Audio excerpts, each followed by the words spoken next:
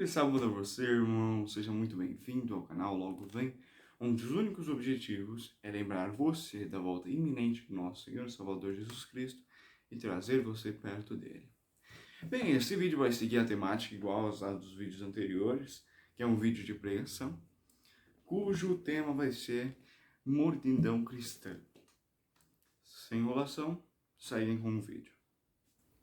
Bem, dando continuidade ao vídeo, começando pelas partes de atualidades, não é oculto as mudanças que o mundo está passando. Por exemplo, megas secas aumentam no mundo e o Brasil fica no top 10. Até o Brasil, o país onde a gente vive, está no top 10 de megas secas.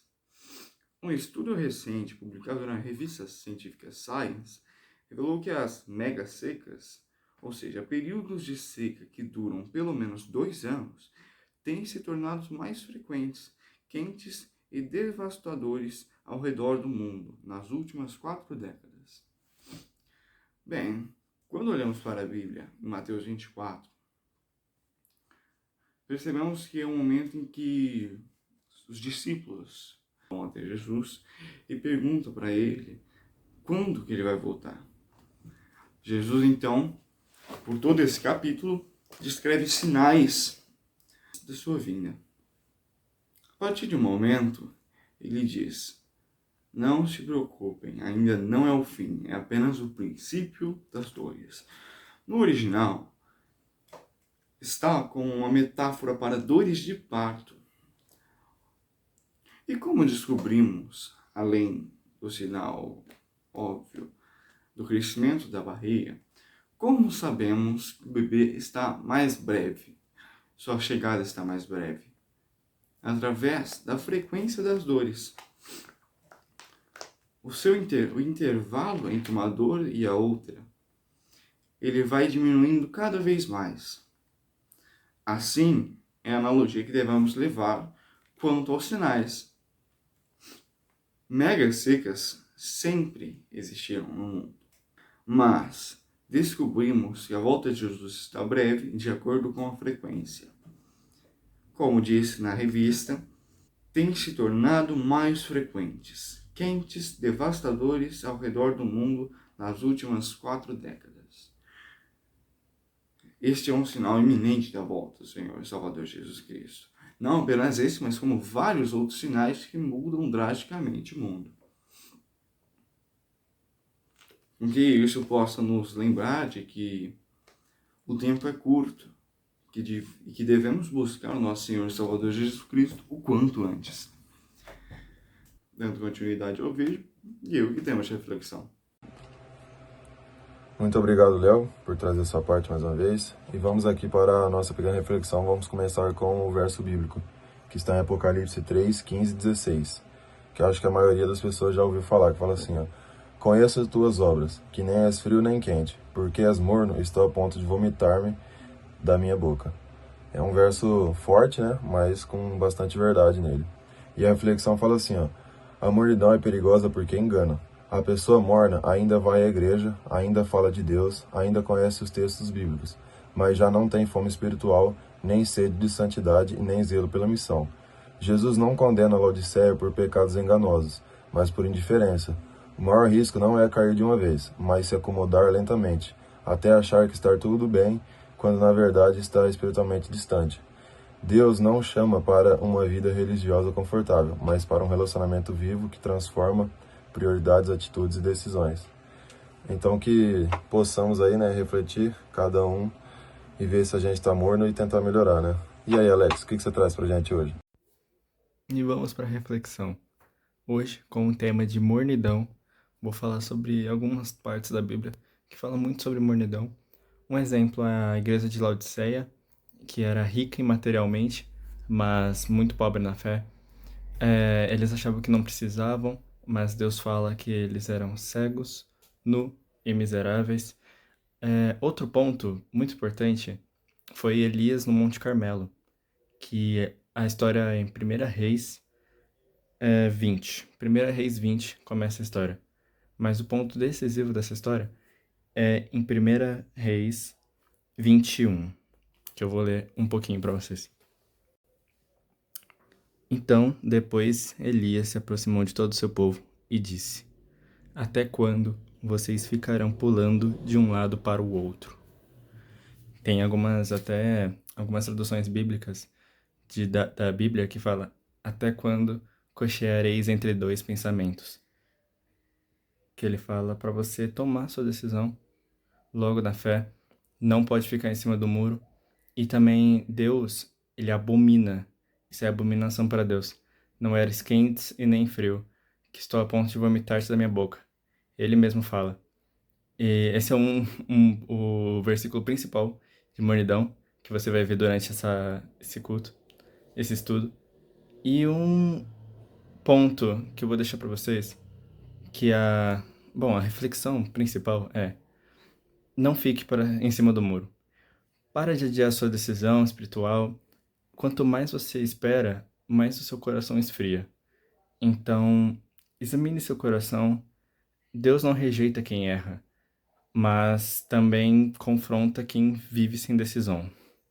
Então, ele vai te amar, mesmo com você com seus pecados, mas você precisa tomar a decisão de seguir com ele. Vida sem Deus, ela não faz sentido. Ele transforma sua fé e faz você virar vida. Faz você realmente ter uma vida. É isso que faz ele ser Deus. Então, pare de adiar, não fique em cima do muro. E mornidão é abominação para Deus. Então, é isso que eu vou deixar para vocês. Pare de adiar seus pensamentos. Fique na fé. E não fique fora de Deus. Mornidão é algo muito errado e abominação para o Senhor. E isso eu vou deixar com vocês, esse pensamento.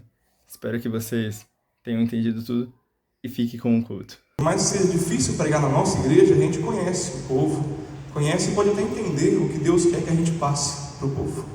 Mas quando a igreja não é a nossa, a gente fica um pouco perdido.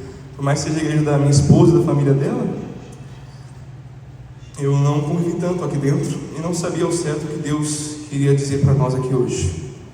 E eu acho que a preocupação principal de um pregador, quando ele vai subir ao púlpito, é falar aquilo que o Espírito Santo quer falar.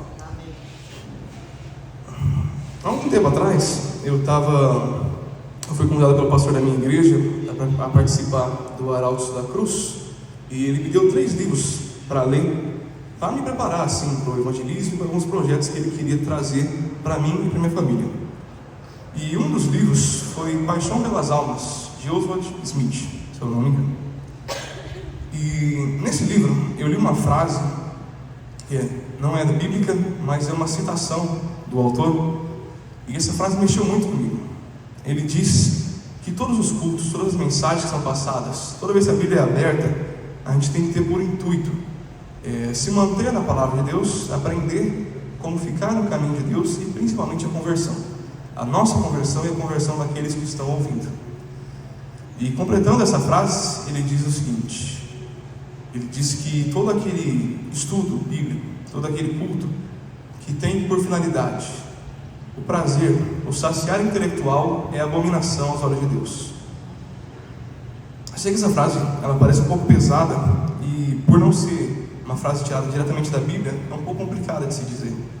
Mas eu concordo que, como o Isabel falou, nós temos por convicção que Jesus está voltando breve. Amém? Amém. Que assim nós esperamos. Mas se ele está voltando breve, as palavras que nós dizemos no púlpito e as mensagens que passamos têm que ter por finalidade a conversão. Jesus está voltando e aqueles que não se converterem, aqueles que não aceitarem o nome santo de Jesus, terão a morte eterna. E com essa morte eterna nós temos que pensar que existe uma urgência na palavra. Então todo culto deve sim ter por finalidade a conversão, tanto a pessoal, se nós talvez ainda não estamos tão no caminho de Deus, como a conversão daqueles que nos escutam. Então, pensando sobre isso, eu orei a Deus e falei: Senhor, eu preciso falar algo que o Senhor quer passar para aquela igreja, não algo que eu acho que o Senhor quer dizer e nem algo que eu queira. E pensando e orando, eu acho que existe uma mensagem que ela é urgente a todos nós, tanto a igreja aqui da Igreja Acácias, como a minha igreja, a igreja da minha mãe. Existe uma mensagem que todos nós compartilhamos, que é o tempo. Além de nós compartilharmos nossa denominação de adventistas, nós compartilhamos também o tempo em que vivemos, que é o último tempo antes da volta de Jesus. Então, para trazer a mensagem de hoje, eu pensei de estudarmos um pouco sobre a igreja de Laodiceia, em Apocalipse 3:14. Eu comecei a passar estudos lá em casa com estudos bíblicos, né? Então eu estou acostumado a ver todo mundo com a Bíblia na mão, viu, gente? Então eu quero ver as Bíblias aí sendo folheadas, tá?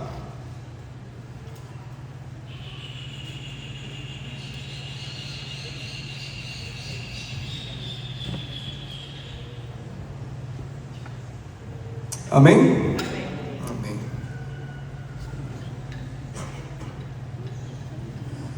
Normalmente eu tenho o costume de pedir para os irmãos lerem, mas eu vou ler isso aqui hoje, que vai ser um pouco grande. E eu peço que os irmãos se atentem muito ao que vai ser lido aqui agora. Por ser alguns versículos longos, nós temos que ouvir e olhar para aprender o que vai ser dito aqui hoje. João escreve assim, mediante a palavra de Deus: A anjo da igreja em Laodiceia, escreva: Estas coisas diz o Amém, a testemunha fiel e verdadeira, o princípio da criação de Deus. Conheço as obras que você realiza, que você não é nem frio nem quente. Quem dera você frio ou quente. Assim, porque você é morno, e não é nem quente nem frio, estou a ponto de vomitá-lo da minha boca. Você diz: sou rico, estou bem de vida e não preciso de nada. Mas você não sabe que é infeliz? Sim, miserável, pobre, cego e nu. Aconselho que você compre de mim ouro refinado pelo fogo, para que você seja de fato rico. Compre vestes brancas para se vestir, a fim de que a vergonha de sua nudez não fique evidente, e colírio para ungir os olhos, a fim de que você possa ver. Eu repreendo e disciplino aqueles que amo, portanto, seja zeloso e arrepende-se. Eis que estou à porta e bato. Se alguém ouvir a minha voz e abrir a porta, entrarei em sua casa e cearei com ele, e ele comigo. Ao vencedor darei o direito de sentar-se comigo no meu trono, assim como também eu venci e me sentei com o meu Pai no seu trono. Quem tem ouvidos, ouça o que o Espírito diz às igrejas. Eu tenho por mim uma ideia pessoal, mas eu tenho 99% de certeza que isso é bíblico. 100%, né, com fé, de que tudo que Deus escreveu na Bíblia, até as palavras que foram colocadas, tinham intuito. Então, a maneira como Jesus diz também é uma forma de evangelismo de Jesus. Não só o que está escrito, mas como foi escrito, eu acho que foi escrito de maneira divina, para que nós entendêssemos. E a primeira coisa que me chama muito a atenção nesse versículo é o começo. Estas coisas diz o Amém, a testemunha fiel e verdadeira, o princípio da criação de Deus. Nós, como cristãos, já entendemos, desde que conhecemos a igreja, desde sempre, que a Bíblia é a palavra de Deus. Logo, tudo que está escrito na palavra de Deus é palavra de Deus. O autor, na verdade, a gente tem costume de falar o autor, né, João como autor, mas eu gostaria de dizer que João foi o escrivão e não o autor. O autor é Deus. Então as palavras foram colocadas na Bíblia por Jesus. Então por que ele começa a carta a Laodiceia dizendo que quem está falando é Deus? A minha mãe, ela é professora de redação, e talvez se você lesse isso com olhos da língua portuguesa, parece que é uma repetição. Ele está fazendo um pleonasmo, está repetindo uma coisa que não precisava ser dita. Já está intrínseco que a Bíblia é a palavra de Deus. Então por que ele começa dizendo que essas coisas diz o Amém?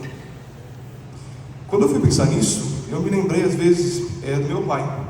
Quando meu pai estava para me passar uma mensagem, para me passar uma disciplina, para me educar, muitas vezes eu teimava com ele.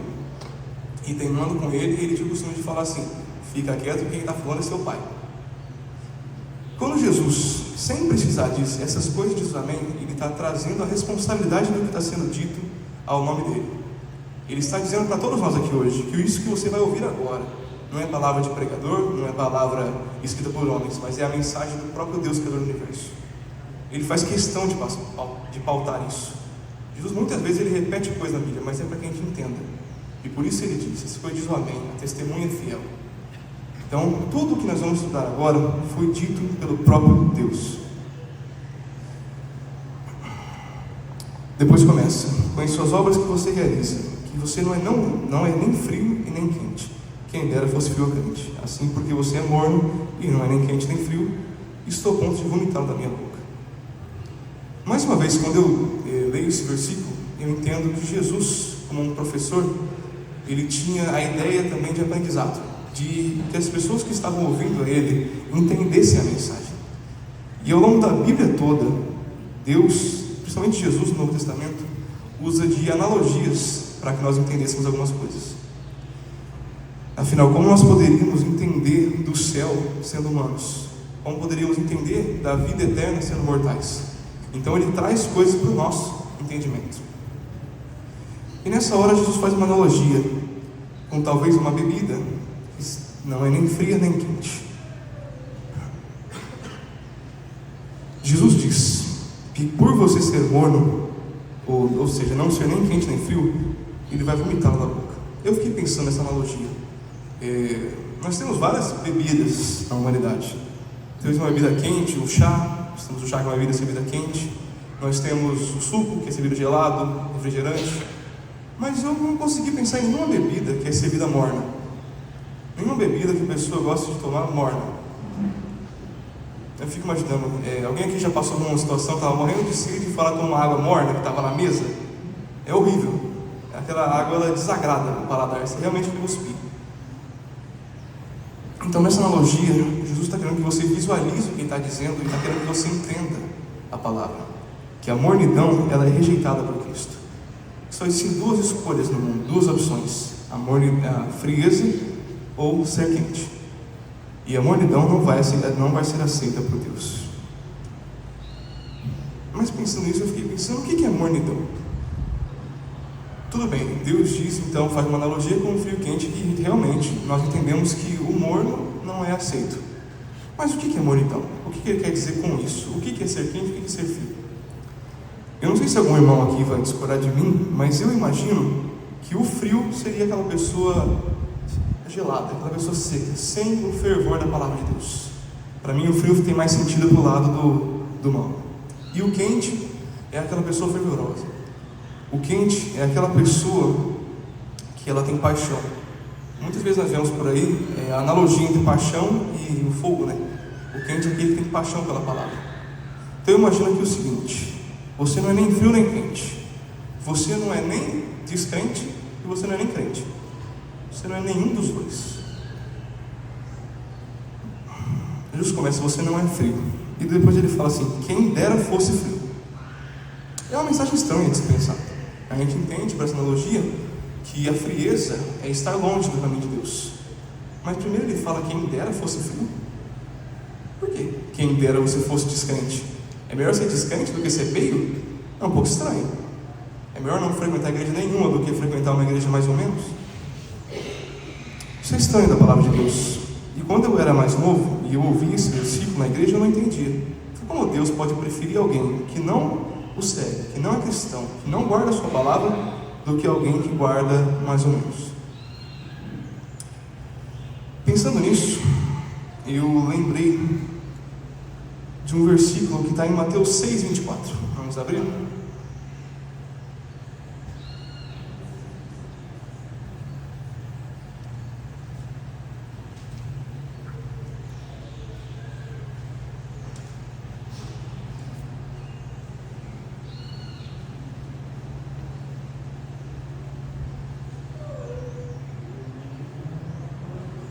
Amém? Amém. O versículo diz o seguinte: ninguém pode servir a dois senhores, porque ou irá odiar um e amar o outro, ou irá se dedicar a um e desprezar o outro. Vocês não podem servir a Deus e às riquezas. Quando nós fazemos um paralelo entre esse versículo de Mateus e Apocalipse, na igreja de Laodiceia, nós entendemos o porquê é melhor você ser frio do que você ser morno. Na Bíblia, e ao longo de vários versículos, nós vemos que existe um caminho. Só Jesus é o caminho. E o caminho para a salvação ele é estreito e complicado. Mas tem dois caminhos, a perdição e a salvação. Mas em Apocalipse, na casa de Laodiceia, a gente vê três opções: frieza, mornidão e ser quente. Mas se só tem dois caminhos, como pode ter três opções? Não pode. Quando Deus escreve essa carta a Laodiceia, mediante João, eu imagino que ele queria exatamente isso. É melhor você ser um completo perdido mais ter consciência que você está perdido, do que você ser morno e na verdade você ser um perdido que não sabe que está perdido. O morno, ele se encaixa no mesmo lugar do frio. Ele se encaixa no mesmo grupo de pessoas que passa pela porta larga que leva à perdição. Mas o problema principal do morno, a meu ver, é que o morno acha que está indo no caminho certo. E eu acho que Deus, ele prefere o frio, porque pelo menos o frio, ele tem a chance de saber, eu estou perdido. Ele tem a chance de entender, eu estou caminhando à morte. O morno está caminhando à morte achando que está caminhando à vida. Então por isso eu entendo que Deus diz, melhor se antes fosse frio ou morno. Tudo bem, nós entendemos então a analogia, entendemos o que é mornidão, o que é frio e quente. Mas o que é uma pessoa morna então? Nós entendemos o que é a mornidão, mas quais são as características de uma pessoa morna? O que faz uma pessoa morna? Nós entendemos que o morno, ele, por não ser nem frio nem quente, ele tem um pouco dos dois. Ele tenta misturar. Se você mistura uma bebida gelada na bebida quente, ela fica morna. Então o que é uma pessoa morna? Talvez uma pessoa que tenta conciliar o que é profano e o que é sagrado na sua vida. Quando a gente diz essas coisas dessa maneira, fica parecendo que é pesado, fica parecendo feio, né? Profano e sagrado a minha vida. Mas será que nós, como cristãos, não fazemos isso diariamente? Tentamos adequar as coisas do mundo à casa de Deus. Ou pior, tentamos adequar as coisas de Deus às coisas do mundo. E tentamos guardar os dois, mas na verdade estamos guardando só o mundo. Vamos ler um versículo em Apocalipse 14, 12? Um pouco para frente, para nós entendemos também o que é um povo que não é morno. Uma das melhores maneiras de se estudar também o que é ser morno é entender o que é ser quente. Entender o que o povo que está no caminho correto faz. Então vamos para Apocalipse 14, 12. Amém? Amém. A Bíblia diz assim: aqui está a perseverança dos santos, os que guardam os mandamentos de Deus e a fé em Jesus. Existem algumas traduções, talvez a que você leu diga isso, que diz persistência, que diz insistência, teimosia dos santos. Mas a que eu mais gosto diz perseverança. Porque a perseverança, ela remete que você está sendo tentado, que você está batalhando, mas você persiste naquilo. Que você insiste em guardar o que você aprendeu que é correto. E no contexto de Apocalipse, como eu disse no começo, eu imagino que nós dividimos o tempo. Nós estamos todos no mesmo tempo. Estamos todos no mesmo prazo da volta de Jesus. E no contexto de Apocalipse, a perseverança dos santos também quer dizer os remanescentes da igreja. O povo que sobra na verdade. E são aqueles que fazem duas coisas: guardam os mandamentos de Deus e a fé em Jesus. A gente sabe também que o testemunho de Jesus é o espírito de profecia. Mas eu vou querer me atentar um pouco nos mandamentos. Quando a gente escuta sobre mornidão, desde criança na igreja, a gente entende que mornidão talvez é aquela pessoa que só vai no culto de sábado. Eu já ouvi isso quando era mais novo. Mornidão é aquela pessoa que de domingo não aparece, de jeito nenhum. Mornidão é aquela pessoa que ela vai no culto de sábado, mas tem um social à noite, ela também não vai. Eu ouvi isso. Mas será que é só isso? Será que mornidão é só não participar?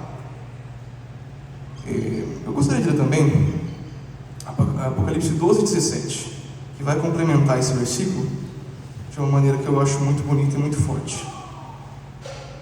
Uma página para trás, hein? Apocalipse 12, 17 diz assim: o dragão ficou irado com a mulher e foi travar guerra com o restante da sua descendência, ou seja, os que guardam os mandamentos de Deus e têm o testemunho de Jesus. O final do versículo é o mesmo que a gente ouviu agora. Então já entendemos que o povo quente, o povo verdadeiro, aqueles que se salvarão, guardarão os 10 mandamentos e terão o testemunho verdadeiro de Jesus. Mas eu gosto desse começo do versículo, que diz que o dragão ficou irado. Eu não sei se alguém que já testemunhou alguma pessoa, talvez um familiar, irado, uma pessoa brava, nervosa, de verdade. É uma coisa feia de ver. A pessoa, ela perde a sua consciência, ela deixa de pensar, se torna agressiva. Então imagine o dragão, que é a figura de Satanás, irado contra a mulher. E a mulher, mediante a palavra de Jesus, a gente vê várias vezes de Jesus que a mulher, a noiva, é a igreja, e ele é o noivo que vai vir nos buscar. Então o dragão ficou irado com a mulher e foi travar guerra com o restante da sua descendência. O que isso quer dizer? Que no fim dos tempos, existe sim uma igreja remanescente, uma igreja que sobrou da mulher de Cristo, e que o diabo odeia ela, e que ele vai travar um pelejo contra ela. E quem que é essa igreja? Ela tem duas características: guardar os mandamentos e ter o testemunho de Jesus. Eu fico imaginando, irado, e travar pelejo, travar guerra, brigar, talvez atacar a igreja. Meu pai é lutador, né, como todo mundo sabe, e eu fico imaginando, pai, travar pelejo. Como é que a gente pode resistir ou se defender quando uma pessoa irada está atacando a gente? A gente consegue, desde que nós também tenhamos um treinamento, uma aptidão física e estejamos em boa forma. Isso me lembra de novo da mornidão. Como pode uma pessoa que não consegue ser quente, uma pessoa que não consegue guardar os mandamentos de Deus, uma pessoa que não consegue escolher o caminho, resistir ao ataque de Satanás? Ela não vai. E se ela não vai, ela não faz parte da igreja remanescente. E se ela não faz parte da igreja remanescente, ela não será salva. Tem mais um versículo aqui na frente, eu nem ia ler ele, mas eu gosto da força que ele traz. Está em Apocalipse 20, versículo 4. O versículo, eu vou ler aqui para não tomar muito tempo. Ele diz assim: vi também tronos, e nesses sentaram-se aqueles aos quais foi dada autoridade para julgar. Vi ainda as almas dos que foram decapitados por terem dado testemunho de Jesus e proclamado a palavra de Deus. Estes são os que não adoraram a besta nem a sua imagem, e não receberam a sua marca na testa e na mão. Viveram e reinaram com Cristo durante 1000 anos. Aqui, todo mundo aqui já está na igreja tem um tempo, está falando do milênio. Nós entendemos que o milênio é o momento em que os ímpios permanecem mortos antes do julgamento final, e nós, os santos, se Deus quiser, ficaremos no céu com Cristo. Mas quando João tem a visão do céu, ele começa falando que ele viu o trono, e quem estava no trono era Jesus, e Deus o Pai. Jesus, porque ele tem a autoridade de julgar. Mas aqueles que estavam com Jesus no céu eram dois tipos de pessoas: os que foram degolados e decapitados pelo Evangelho, e os que não guardaram a marca da besta. Eu fico imaginando mais uma vez, como pode alguém morno estar no céu? Sendo que está no céu aquele que morreu pela palavra, aquele que a palavra no coração dele era mais forte que tudo, a ponto dele não ligar para a vida dele na terra, a ponto dele deixar ser morto na terra para garantir o céu. Essa pessoa jamais seria um morno. E no nosso tempo, aquele que não adorou a imagem da besta. Nesses 3 últimos versículos falando bastante de mandamentos, percebemos que o crente que é quente, ele também guarda os mandamentos, ele tem que guardar os 10 mandamentos. E talvez como adventista, eu mesmo já pensei assim, você pode pensar, tudo bem, nessa parte a gente está bem, nós somos uma das pouquíssimas igrejas que guardam os 10, um especial no 4º mandamento do sábado, a maioria exclui um deles, e a gente sabe, né, segundo Tiago, que se tropeçar em um, tropeça em vários. Mas será que nós, como igreja, estamos realmente guardando todos eles? Estamos realmente conseguindo se manter nas 10 regras de Deus? Eu acho que cabe a gente dar uma olhadinha em Êxodo 20. Vamos ver os mandamentos. Às vezes, como adventistas, nós focamos demais no sábado e esquecemos dos 9, que também tem a sua complexidade. Todo mundo conhece de cabeça, mas vamos dar uma olhadinha no que Deus diz. Êxodo 20. Então Deus falou todas as palavras: eu sou o Senhor seu Deus, que o tirei da terra do Egito, da casa de servidão. Vocês percebem que ele começa igual ele começa em Apocalipse? Ele começa dizendo quem ele é, e lembrando a gente quem ele é, Deus poderoso do universo. E ele começa: não tenha outros deuses diante de mim. Quando a gente estuda a história do jovem rico, a gente percebe que ter outros deuses diante dele não é só de fato adorar deuses pagãos, mas sim colocar qualquer coisa acima do nome de Jesus. Não faça para você imagem de escultura nem semelhança alguma do que há em cima no céu, nem na terra, nem nas águas debaixo da terra. Não adore essas coisas, nem preste culto a elas, porque eu, o Senhor, seu Deus, sou Deus zeloso, que visita a iniquidade dos pais nos filhos até a 3ª e 4ª geração daqueles que me odeiam. Mas faço misericórdia até 1000 gerações daqueles que me amam e guardam os mandamentos.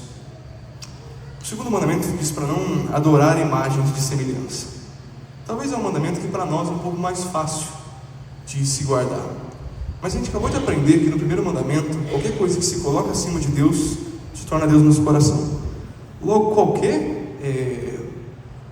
objeto que também suba acima de Deus serve para ser adorado. E nós também transgredimos o segundo mandamento. Continuando. Não tome o nome do Senhor, seu Deus, em vão, porque o Senhor não terá por inocente o que toma seu nome em vão. O final é muito bonito, né? O Senhor não terá por inocente. É difícil de escutar isso.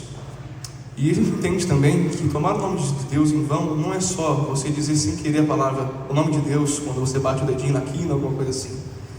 Mas nós também nos denominamos cristãos. E isso é tomar o nome de Cristo. Então quando você se denomina cristão, mas você vive de maneira morna, você vive de maneira que não condiz com o nome de Cristo, você está atingindo o terceiro mandamento.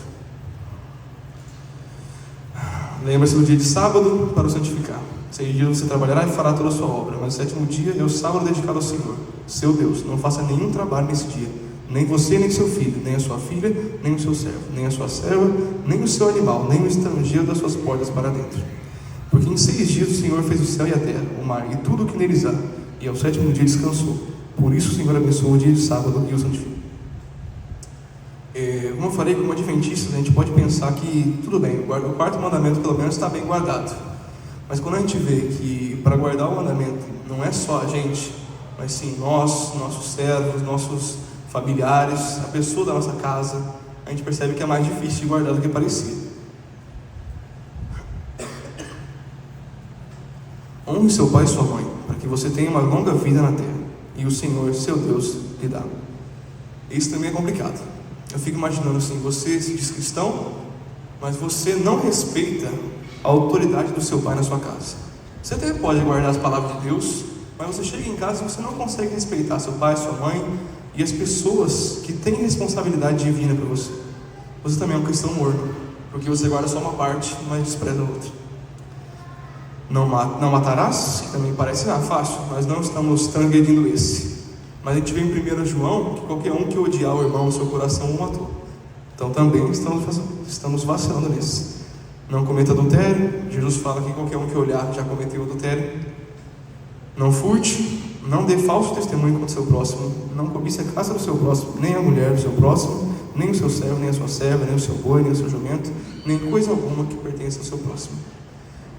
Jesus fala que só de olhar a gente adulterou. E da mesma maneira, só de olhar a gente já cobiçou. Só de desejar, se sentir mal que alguém tem mais do que nós, já estamos transgredindo o 10º mandamento. E o 9º também. Eu lembro quando eu era mais jovem, na classe de adolescentes, jovens,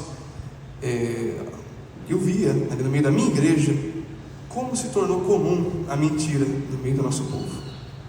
Como se tornou a mentira no meio dos jovens. E a gente se esquece que da mesma forma que o sábado é o 4º mandamento, a mentira é o 9º. Então quando nós vemos que os salvos são aqueles que guardam os mandamentos e percebemos a dificuldade de guardar os mandamentos, a gente começa a perceber.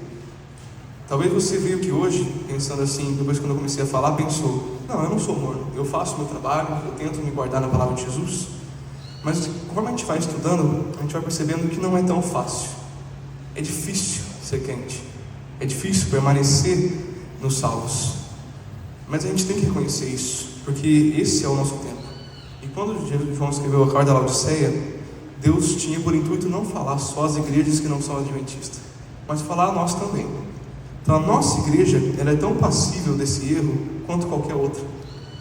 E eu acho que é interessante, não só para vocês, mas para mim, para a minha igreja e para o nosso povo, que nós nos lembremos da mornidão e quanto ela é rejeitada por Deus.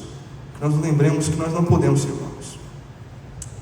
Mas até aqui nós estudamos uma das características da mornidão, que é não respeitar os mandamentos, não respeitar a lei. Mas eu creio que a mornidão ela tem mais 2 características. A segunda característica, a gente vai encontrá-la de novo em Apocalipse, onde você estava lendo. É uma coisa que ele começa assim, mas a gente acaba se esquecendo. A gente começa a ler o resto e esquece disso. Ele diz assim no versículo 15: Conheço as suas obras, que você realize que você não é nem frio nem quente. Quem dera fosse frio ou quente. Jesus ele começa a apresentar a mornidão pelas obras. Então, talvez você vem na igreja, você frequenta os cultos, tanto lá em Jabuticabal é quarta-feira, não sei se aqui também é, de quarta-feira, de domingo, de sábado. Mas será que só de você frequentar a igreja e de você guardar os mandamentos, você já não é mais um cristão morno? Pelo que eu vejo aqui, não. Eu vejo que Deus reconhece a mornidão também pelas obras. E para mim a principal obra é o Evangelho. Então, se você se considera cristão, mas nunca conseguiu espalhar o Evangelho, nunca sentiu a urgência da volta de Jesus, e nunca sentiu a necessidade de levar a palavra para pessoas perdidas, eu também acho que a mornidão se encaixa. Em Romanos 1,16 diz: não me envergonho do Evangelho, porque é a palavra de salvação para todos, primeiro do judeu e depois do gentil. Eu fico imaginando também, mais uma vez, tudo que Jesus escreveu, ele escreveu com propósito. Então, quando ele trouxe essa analogia, eu fico imaginando, quando eu tirei a minha carta, e a gente fez um curso teórico primeiro, a gente aprendeu que existe um crime, né? Quando você não presta socorro a uma pessoa que está ferida na sua frente, isso é crime. Você pode ser julgado por isso. E eu fico imaginando, Romanos diz: eu não me envergonho porque é palavra de salvação. Palavra de salvação, o que é salvação? O que é ser salvo? Você só pode ser salvo você estando ou muito ferido ou muito perdido. Então, o Evangelho é palavra de salvação, o Evangelho é palavra que cura, é palavra de vida. A gente sabe que existem dois caminhos, o da morte e o da vida. O Evangelho, ele conduz o caminho da vida. E aí nós vemos pessoas ao nosso redor o tempo inteiro, caminhando até a morte, às vezes completamente saudáveis, mas num caminho que vai levar à morte eterna. A gente vê aquilo, sabe que a palavra é palavra de salvação eterna, e não fala, e não se sente tocado, não tem vontade de falar para aquela pessoa. Para mim isso também é mornidão. Muitas vezes também a gente tem dificuldade nessa questão de falar: eu não tenho dom. Eu escutei isso algumas semanas atrás quando eu preguei na minha igreja. Mas quem falou que é uma questão de dom o Evangelho? O Evangelho é uma questão de obrigação e não de dom. Então, por mais que você seja um cristão ótimo dentro da sua igreja, agora eu falando da igreja como um prédio mesmo, dentro daquele prédio você vai lá, faz seu trabalho, arruma suas coisas, frequenta, mas você sai daquele prédio e você esquece a mensagem. Você também não é quente.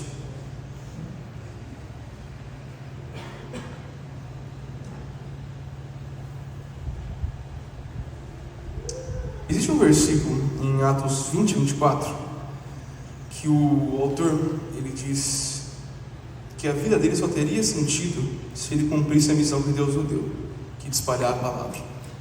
Então, uma pessoa, um autor canonizado, trazido na Bíblia, diz que a vida dele só tem sentido se ele evangelizar, e a gente vem para a igreja e esquece o Evangelho, como se fosse uma coisa de segundo plano, como se fosse algo que Deus colocou em segundo plano para nós. Não é. O Evangelho é a missão central da igreja, como diz a profeta do Senhor. E nós temos que lembrar dele. Então a mornidão também se encaixa àqueles que não gostam de falar de Jesus, não gostam de espalhar a mensagem de Jesus. Ao longo desse estudo é bom a gente sempre lembrar que, por mais que a gente se encontre no caso da mornidão, a gente tem que lembrar o fim dos mornos, como eles terminarão, sendo vomitados da boca de Deus. Se a gente estudar a fundo, todo mundo aqui vai se sentir morno em alguma parte, vai se sentir que não está conseguindo cumprir tudo que Deus quer em alguma parte. E isso é verdade, inclusive para mim. Mas isso é o Evangelho. E isso é o que faz a gente lembrar de caminhar com Cristo. E como nós estudamos, o morno ele não sabe que está perdido. Então, se você já reconheceu que você está em mornidão em algumas partes da sua vida, você está caminhando para fora disso. Porque o morno ele diz que ele acha que está rico, mas ele é miserável, pobre, cego e nu. Então, o importante para mim na mensagem de hoje é nós reconhecermos. Talvez chegar em casa e pensar, eu talvez como um filho, pensar: nossa, eu realmente sou mal educado com meus pais, eu tenho sido um cristão morno. Ou talvez eu vou na minha escola, na minha faculdade, faço uma prova e na hora de fazer a prova eu não me incomodo de colar dos meus amigos, de conversar no meio da prova, de pegar as respostas. Isso também é um cristão morno. Para finalizar, eu gostaria de trazer uma das coisas que eu interpretei como a terceira parte da mornidão. A terceira parte da mornidão, para mim, ela é a mais difícil de ser identificada e a mais difícil de resolver. Eu não vou trazer nenhum versículo, Mas eu gostaria de trazer um testemunho que eu li no livro do pastor Bulhon, Conhecer Jesus é Tudo, se eu não me engano. Nessa história, o pastor Bulhon, ele é um cara que ele sempre guardou os mandamentos, sempre. Desde que ele nasceu, ele teve o testemunho dos mandamentos e sempre seguiu a lei. Ele cresceu, ele se tornou pastor e sempre fez o trabalho. Então, vamos ver, nas duas partes da mornidão. Ele fazia o evangelho, ele fazia. Então, ele não era morno, porque ele pregava já. Ele guardava os mandamentos? Guardava. Desde criança, e aquilo para ele já era natural. Inclusive, eu estava passando um estudo para um primo nosso, meu, do Leonardo, que está afastado da igreja. E ele ainda continua guardando o sábado. Aí, tipo, por quê? Se você não acredita mais, eu acostumei. Eu falei, gente, é verdade. Às vezes, será que a gente não se acostumou a guardar os mandamentos? Será que não se tornou natural pra gente? Que ele nasceu na igreja, junto comigo, ele acostumou, mas ele nem acredita mais no sábado. Então, será que serve? E aí o pastor Bulhon, ele me trouxe um testemunho que mexeu muito comigo. Como pode? Ele disse que ele já era pastor e ele se sentia morno ainda. Ele já era pastor há 2 anos e ele ainda se sentia morno. Mas se ele já guardava os mandamentos e já evangelizava, em qual parte ele era morno? Ele disse que ele não tinha um relacionamento verdadeiro com Jesus. Para mim, a terceira parte da mornidão é quando você não se relaciona com Cristo. Você até consegue guardar os mandamentos porque você nasceu na igreja. Você até consegue falar, você conhece tudo de Bíblia porque você está desde que nasceu escutando a mensagem. Mas na sua casa, quando você fecha os olhos, você não encontra Deus. Para mim, por mais que ela esteja um pouco mais escondida nesses versículos, você não ter um relacionamento com Jesus é mornidão também. Não basta. Tem muita gente por aí que consegue até evangelizar e não ter relacionamento com Jesus. O pastor Bulhão, por exemplo, já tinha batizado alguns e não tinha relacionamento com Jesus. Aí diz a história que ele estava evangelizando, né? Se não me engano, o povo indígena, ele diz assim no livro, né? Na Amazônia do meu país. E aí ele sofreu um acidente, se perdeu, ficou na mata perdido de noite, e ele orou, e um índio resgatou ele. E depois, no outro dia, quando ele acordou, ele foi perguntar para o pessoal quem que era o índio que tinha salvado ele, e eles disseram que não tinha índio nenhum, que ele chegou sozinho andando. E a partir dali, ele começou a ter um relacionamento pessoal com Jesus. Ele disse que quando ele caiu no buraco, que o índio tirou ele de dentro, ele chorava a Deus, mas não por medo de morrer, mas porque ele sabia que ele era um cristão falso. E fazendo um paralelo, eu tenho certeza que esse evangelho, essa mensagem que foi trazida pelo pastor Bulhão, foi dada de Deus para nós também, para a gente poder entender. Às vezes a gente consegue guardar tudo, mas se não tem relacionamento com Cristo, não serve de nada. Você pode guardar todos os mandamentos, você pode fazer tudo o que é de bom para outras pessoas, mas se você não conhece Cristo pessoalmente, e se você não buscou Ele pessoalmente, não adianta. Isso é uma coisa também que mexe muito comigo. A gente tem que parar para pensar, falar, Senhor, será que eu tenho um relacionamento bom com você? Um relacionamento bom de falar com o Senhor todos os dias e de escutar o Senhor de volta? Eu acho complicado. Continuando, voltando para a carta Laodiceia, depois de Jesus falar aos mornos que eles estavam miseráveis, cegos e nus, ele diz: aconselho que você compre de mim ouro refinado pelo fogo, para que você seja de fato rico. Compre vestes brancas para se vestir, a fim de que a vergonha da sua nudez não fique evidente, e o colírio para ungir os olhos, a fim de que você possa ver. Ao longo do culto de hoje, nós compreendemos as fases da mornidão, as regras de Deus e o testemunho. Mas quando Deus vai aconselhar a pessoa que está ouvindo a sair da mornidão, Ele não fala guarda os mandamentos, Ele não fala evangelize. A primeira coisa que Ele fala: busque a mim, que você compre a sua riqueza de mim, que você procure em mim o que de fato vai te vestir com vestes brancas e puras, e compre de mim o colírio para ungir seus olhos, a fim de que você possa ver. Se você escutou o culto de hoje e sentiu vontade de sair da mornidão, de viver para Cristo, de viver de acordo com o que Cristo quer, mas você não sabe de onde começar, você entendeu que os mandamentos são complicados, e diariamente a gente pode transgredir um deles, mesmo tentando. A coisa mais importante de se entender a carta Laodiceia, para mim, são duas coisas. Primeiro, Ele escreve isso para o último povo. Então tenham ciência que nós somos o último povo. Nós somos o povo que virá à volta de Cristo. Então saiba o momento que você está. Tenho certeza que algumas pessoas, por exemplo, esse meu primo mesmo, se ele soubesse que Cristo está voltando logo, ele mudaria de vida. A gente fez essa pergunta para ele no estudo, né, Léo? A gente perguntou e aí ele já mudou a regra. Mas assim, a gente não pode ir para o céu por medo do inferno. Mas é importante lembrar do tempo que estamos, não só por nós, mas pelos outros. Lembrar que as pessoas ao nosso redor estão caminhando à morte logo, que nós temos que ajudar. Mas para mim a coisa mais bonita que Deus traz, depois de trazer essa carta, de fazer-nos lembrar que nós somos mortos, que estamos fora do caminho, Ele explica como sair disso, que é buscando a Ele. Ontem a gente fez um estudo lá em casa, foi um estudo super legal, a gente falou um pouco sobre profecia e estar atento aos sinais para não se perder no final do tempo. E aí um colega nosso, um rapaz, ele disse assim, para mim tudo isso aí resolve se a gente caminhar com o Espírito Santo. Eu achei aquilo maravilhoso, é verdade. Toda essa dificuldade que nós temos em entender mornidão, em caminhar com Cristo, tudo isso se resolve de maneira fácil. Basta que você tenha uma conexão e caminho com o Espírito Santo. Se você de fato está convertido, está caminhando com o Espírito Santo, você não se enganará pelos falsos profetas. Você não vai ter a vontade de transgredir a lei, porque vai doer no seu coração.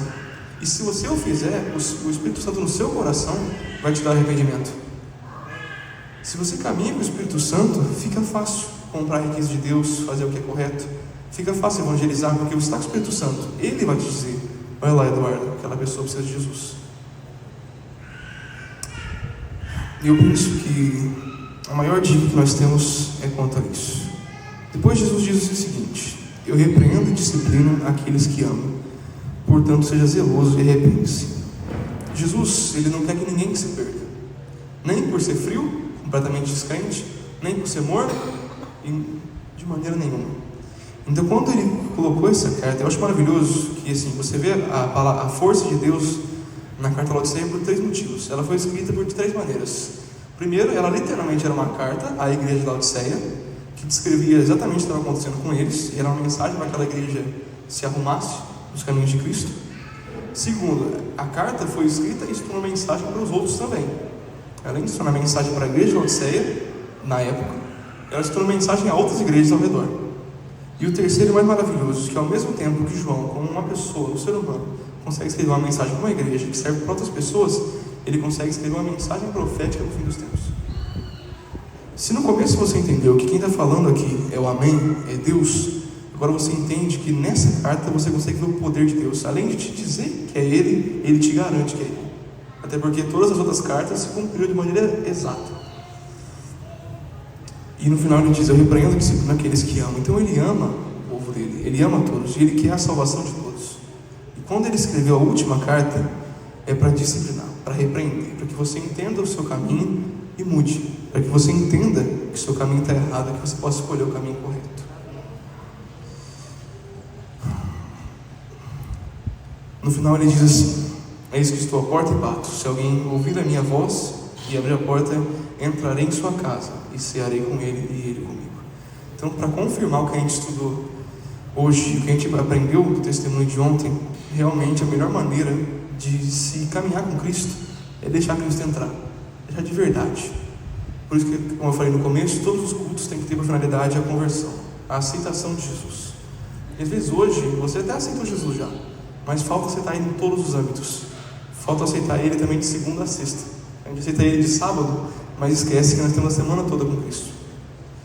E se Ele entrar, Ele vai cear com a gente. Significa que Ele vai dividir a vida com a gente. Ele vai dividir a moradia com a gente. E logo tudo vai ser mais fácil de se entender. No final, em todo final das cartas, Deus faz uma promessa ao vencedor. Em toda carta tem, não todas, mas a maioria tem um elogio, uma repreensão e uma história. Essa daqui teve só repreensão, olha que bonito pra gente. Mas no final ele tem uma promessa, toda carta tem uma promessa, e cada uma de uma maneira. Toda carta também começa com Deus se dizendo quem Ele é, cada uma de uma forma, e no final ele sempre termina com uma promessa. Ao vencedor darei o direito de sentar-se comigo no meu trono, assim como também eu venci e me sentei com meu Pai no seu trono. Às vezes, depois de escutar tudo isso aqui também, parece difícil, parece complicado, parece que vai ser trabalhoso. Depois de escutar também Apocalipse 20, versículo 4, parece que até vai demandar a nossa morte em um momento. Mas o vencedor vai sentar com Deus no trono dos céus. Então compensa muito. Se a gente parar para pensar, tudo vale a pena. Eu tenho um colega que ele prega, e ele é engenheiro, e ele já pregou várias vezes com a geometria de limites, que ele fala, não? Álgebra de limites. Que ele diz que quando eles têm que dividir por infinito, aí tem uma conta toda lá que é complicado de entender. Mas que eles fazem essa álgebra de limites porque não tem como dividir por infinito. E ele usa esse pregar para lembrar a gente que qualquer tempo na Terra, quando comparado, ou seja, dividido pelo tempo no céu que é infinito, é igual a zero. Aí quando ele prega, ele até faz a conta, ele mostra a calculadora, tudo, e qualquer coisa dividida por infinito dá zero, qualquer coisa. Então você vive lá, você tem lá seus 15, 16 anos, talvez até 30, e você, não, mas a minha vida está boa, minha vida está tranquila, eu estou bem, estou abastado, estou feliz. Vai compensar para mim viver a minha vida do jeito que eu quero, fazer meus prazeres da carne, e talvez um dia morrer, mas qualquer tempo de vida comparado com o céu não é nada. Você pode viver 100 anos bem na terra, 100 anos bem, sem doença, sem morte, sem choro, que não compensa comparado com o céu. Você pode viver 1000 anos na terra, que quando você divide pelo infinito, que é o céu, é zero. Então quando Deus faz a promessa, e Deus quando promete, Ele cumpre. Isso é, Deus, Ele é onipotente, Ele faz tudo de acordo com o seu caráter. Quando Ele promete, Ele vai cumprir. Então tudo isso vai ser difícil quando se comparar à eternidade do céu, sem dor, sem choro, sem nada de ruim, vai ser muito maravilhoso, vai valer a pena. E a gente chega no último versículo, que diz uma coisa também maravilhosa. Todo final de carta, ele diz o seguinte: quem tem ouvidos, ouça o que o Espírito diz a igrejas. A gente já está ouvindo, a gente está lendo, a gente já está tentando entender. Por que ele está repetindo isso? Então, da mesma maneira que ele começou pautando que ele é Deus, ele começa de novo, ele termina de novo fazendo uma repetição. Quem tem ouvidos para ouvir, ouça. Parece até bobo, você vai colocar isso numa redação, vai dar problema. Mas ele está querendo que você entenda, escuta de verdade, absorve isso que eu disse. Quem tem ouvido, ou seja, quem ouviu, quem leu, quem teve acesso à mensagem, ouça, ou seja, aplica, viva aquilo, guarda aquilo que o Espírito Santo diz às igrejas. Amém? Ao longo do estudo de hoje, você pode perceber a dificuldade de se seguir a Cristo. Mas a maneira escrita de se seguir a Cristo, a maneira perfeita de se guardar na mensagem, é se entregando a Jesus. Eu vou contar uma história rápida, e depois dessa história eu acho que nós conseguiremos entender o que é se entregar a Jesus. Também no livro do pastor Bulhon, ele conta uma história, se eu não me engano, na Califórnia, perto do ano que ele escreveu o livro. Tinha uma escola, e era uma escola primária de crianças, e no meio dessa escola começou um incêndio. O pastor não conta no livro porque começou o incêndio, mas começou um incêndio. E o incêndio foi se alastrando, pessoas começaram a sair, as crianças maiorzinhas começaram a sair correndo. Só que uma sala ficou presa. A porta travou e ninguém conseguia tirar de lá. Uma sala no segundo andar. Perto daquela escola tinha um rapaz chamado Mark Finley. E Mark, ele viu a fumaça, viu o fogo, começou a escutar a gritaria. Ele morava a 2 quarteirões e saiu correndo para a escola. Na hora que ele saiu correndo, ele entrou assim, ele olhou para cima e ele viu aquela sala presa, com um monte de crianças na janela. E aí ele pede para a professora, junto com as crianças, pegar pedrinhas, lápis, tudo que tinha, as carteiras, e estourar o vidro. E eles estouram. E ele pede para que as crianças pulem nos braços dele, que ele ia salvá-las de lá. O pastor até conta na história que o Mark era um cara alto, forte, e que as crianças tinham confiança na força dele, porque ele era musculoso, tinha os braços compridos. E um a um, a professora foi ajudando as crianças a pularem, e até ela pulou. Mas um menino, chamado Mike, ele tinha medo de altura. E Mike, quando ele vê aquela situação, ele não consegue. Ele dá um passinho para trás, vai para frente, olha e volta. Aí ele olha de novo e volta. Aí todas as crianças falam: Mike, olha pra gente está aqui embaixo, ninguém se machucou. Ele conseguiu tirar todo mundo, é só você pular igual a gente fez, todo mundo conseguiu. Aí Mike dá um passinho e volta. A história termina de maneira triste, dizendo que Mike foi encontrado depois queimado, carbonizado. E a pior parte é que o nome da criança era Mike Finley. Ele era filho do rapaz. A história é verdadeira. E ele não conseguiu pular. Às vezes, na nossa vida como cristãos, a gente conhece Deus, sabemos que Ele é nosso Pai e que Ele é forte, Ele tem poder para nos segurar, mas a gente não consegue pular, a gente não consegue se entregar completamente a Jesus, e a gente fica preso na mornidão, fica preso no meio caminho. E como foi pro menino, essa mornidão acaba tirando a nossa vida.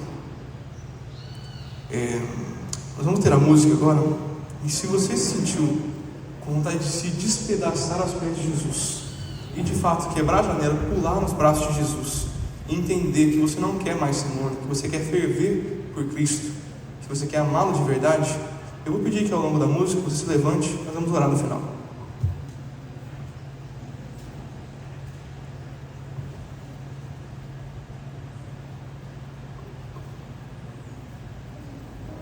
Eu quero pedir que os irmãos cantem comigo.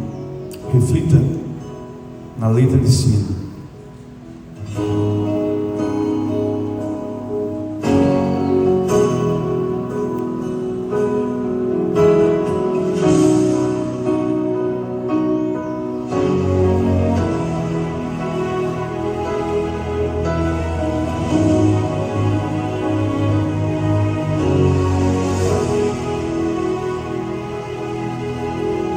Triste estou por ter perdido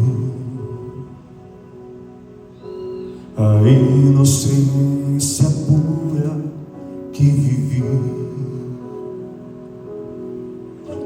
pedaços que de mim caíram,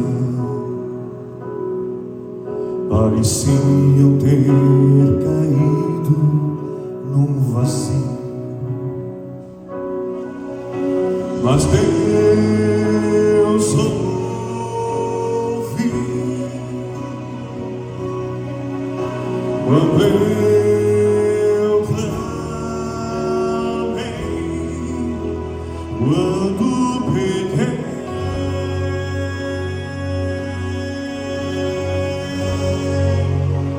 É feliz quem já chorou ao perceber que é um pecador, ao clamar pelo perdão, meus pedaços Deus juntou.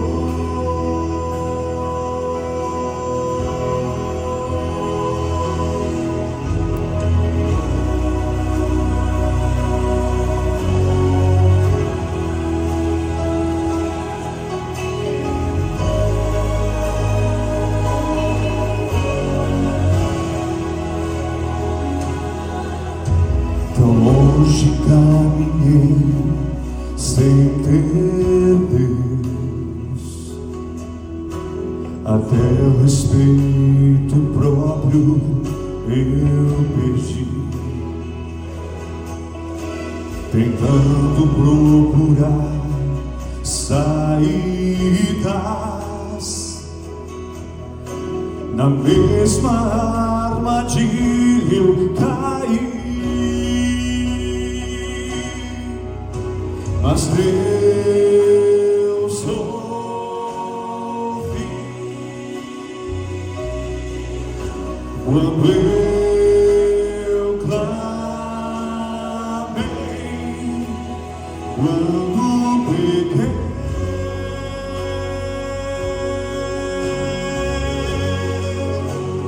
É feliz quem já chorou ao perceber que é um pecador,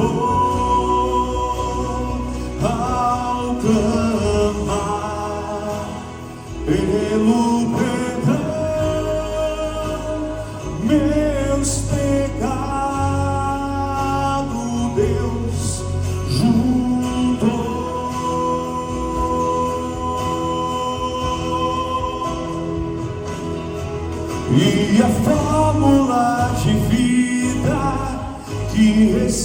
vence a tentação é buscar sua palavra, se render em oração.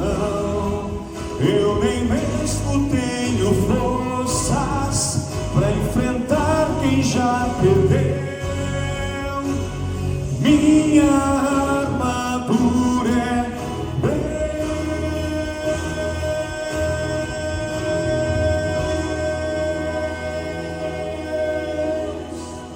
Cantem. É feliz quem já chorou ao perceber que é um pecador, ao clamar pelo perdão, meus pedaços Deus juntou. Amém.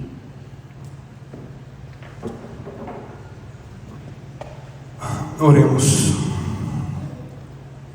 Meu santo e eterno Deus está nos céus, Pai.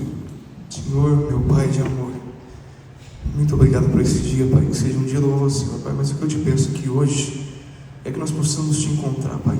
Te buscar de todo o coração e te encontrar e criar uma relação de amor com Cristo, Pai, de uma maneira tão forte que seja impossível no nosso coração a mornidão. Que nós possamos ferver pela paixão à palavra de Cristo. Que nós possamos guardar a Tua palavra por amor ao Senhor. Que nós possamos espalhar o Evangelho pelo amor à salvação que o Senhor pagou na cruz e que foi muito para todos nós, Pai.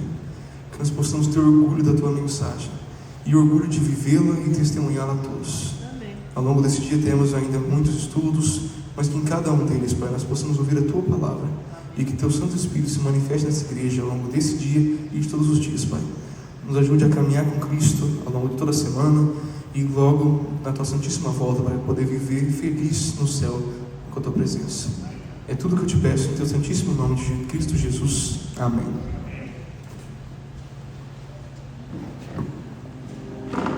Provai e vede.